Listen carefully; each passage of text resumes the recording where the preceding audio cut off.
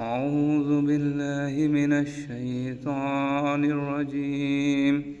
بسم الله الرحمن الرحيم. أما يتصاءلون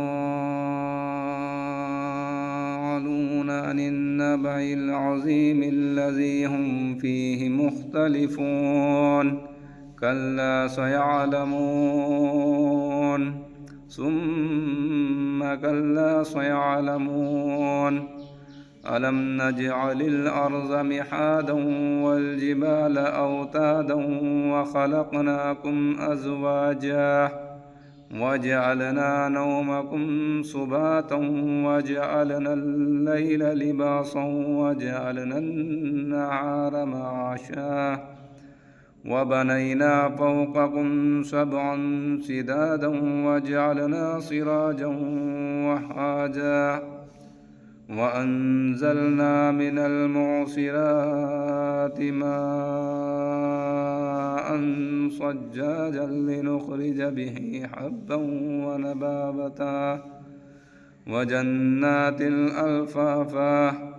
إن يوم الفصل كان ميقاتا يوم ينفخ في الصور فتاتون أفواجا وفتحت السماء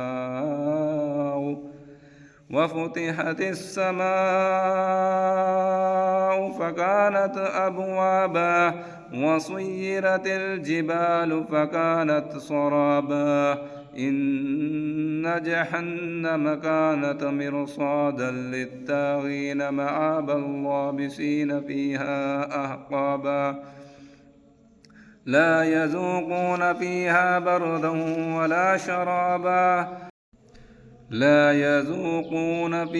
بردا ولا شرابا إلا حميما وغساقا جزاء وفاقا إنهم كانوا لا يرجون حسابا وكذبوا بآياتنا كذابا وكل شيء أحصيناه كتابا فذوقوا فلن نزيدكم إلا عذابا إن للمتقين مفازا حدائق وعنابا وكواعب أترابا وكأسا دهاقا لا يسمعون فيها لغوا ولا كذابا جزاء من ربك عطاء حسابا رب السماوات والأرض وما بينهما الرحمن لا يملكون منه خطابا